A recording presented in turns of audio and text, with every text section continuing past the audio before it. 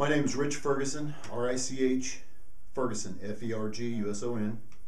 This is Tony Arnett, T-O-N-Y, Arnett's A-R-N-E-T-T.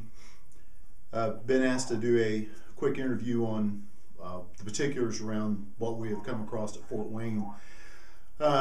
There's several different factors that have to deal with the fort, and without getting into a long, lengthy history, the historic Fort Wayne goes back over 300 years. The original site is across the river from where the reproduction fort sits today. The folks built it back in the 1970s to reconstruct it. When they did so, there were some issues involved. I don't think they did any research to find out the fact that it's on a killing field. Miami's had executed hundreds of their POWs at that spot, and there were a lot of other issues involved with that. My expertise in the field of 1812 brought me to Fort Wayne to do reenactments, and so the times that we had went to stay with my unit, we were interrupted on occasion, woke up by an entity, and on different occasions actually had communication, direct communication with the entities, or several different entities there. At that time, we had a number of folks come through the fort and kind of experience the same thing. And the first time in particular I was there, they had me stay in what they call lieutenant's quarters. And everybody kind of looked at each other and thought it was kind of a joke. And I was woken up in the middle of the night by the lieutenant. He was standing over the edge of my bed. And he presently just then walked through a wall.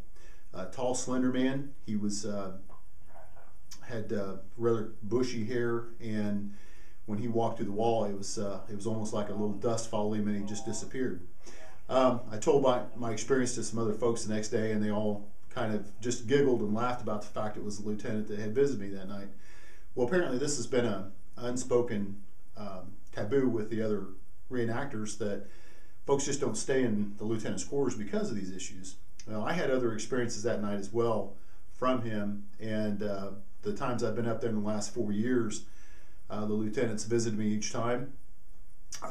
With a couple of the last visits up in as far as October last year, the lieutenant was pretty much on target as far as making physical contact with you, stomping on the floor, making noises when you ask him if he wants you to leave. Just some general things with him. Now, to kind of give you a brief history about Lieutenant Philip Ostrander, who this is in reference to, there was a siege of the fort during the War of 1812. And to try to condense history down a little bit, the siege lasted about 18 days. And Ostrander was an up-and-coming new officer with the United States Army, and he was assigned at the post. And there's a brief history of him taking over the fort in a mutiny. He basically took it over from the captain during the entire siege, and was turned over to General Harrison when he arrived later on in September. Just to kind of condense this down a little bit more, Lieutenant was an up and promising officer with the United States Army, and he had several times put in for promotion, was denied, and so there was a new captain to come to the fort in 1813, and not too long after, Lieutenant Ostrander was put in chains and kept in his quarters. He was not allowed to talk to anybody, and he was kept there for almost 2.5 months. He died on July the 13th, 1813, and under mysterious circumstances. To this day, we have no idea, as far as the court records or anything else from a court-martial, the orderly book that was a general orders from the fort doesn't indicate anything, and there are 9 pages that were cut out a long time ago. I've actually held the orderly book in my hand to look these things up. So ever since then, I've been able to kind of communicate with the lieutenant, and in a strange way. I'm not sure if he wants me to continue looking into why he is there, but he has also pretty much alluded to the fact that there are 23 other spirits that live there as well.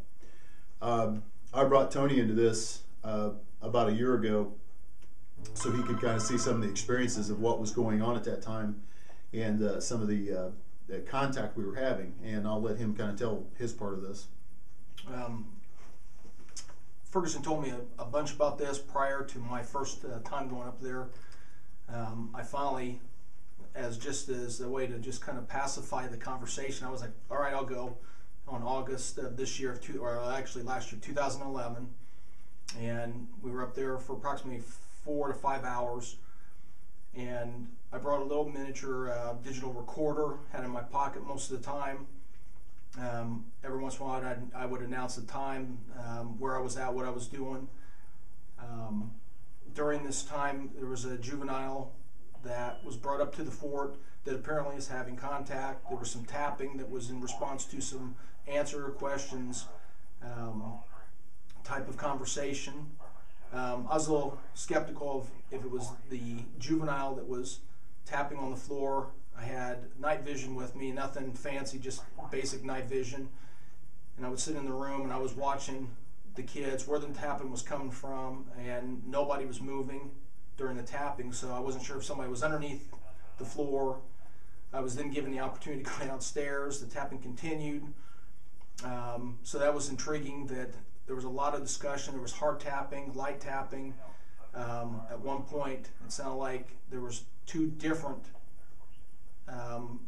entities, I guess, in the room. There was a light tapping and then what sounded like a thud from a boot that was part of the conversation, which this was all on recording.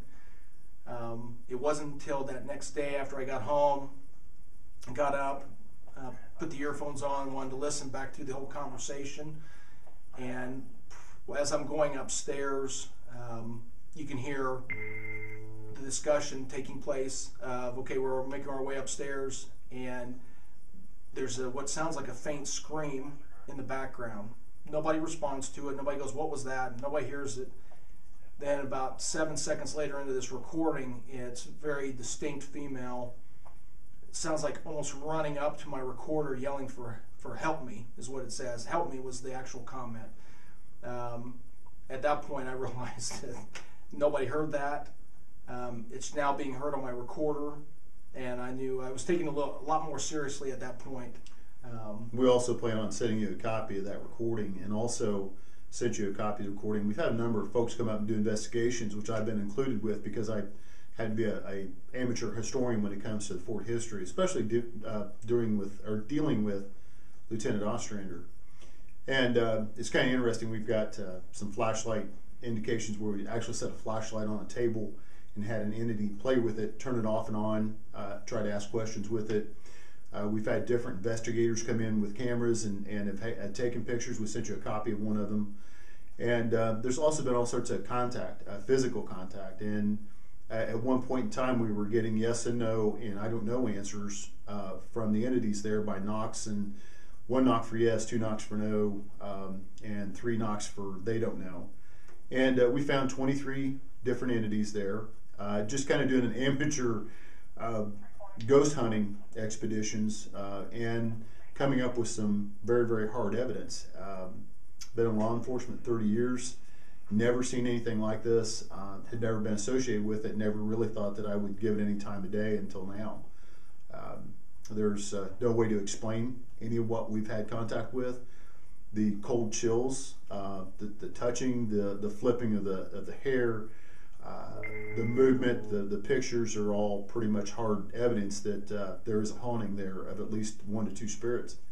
And the questions have been pretty mundane as far as trying to find out who they were. We spent hours trying to communicate with them and to find out more about them. So we're not sure what the reason is, but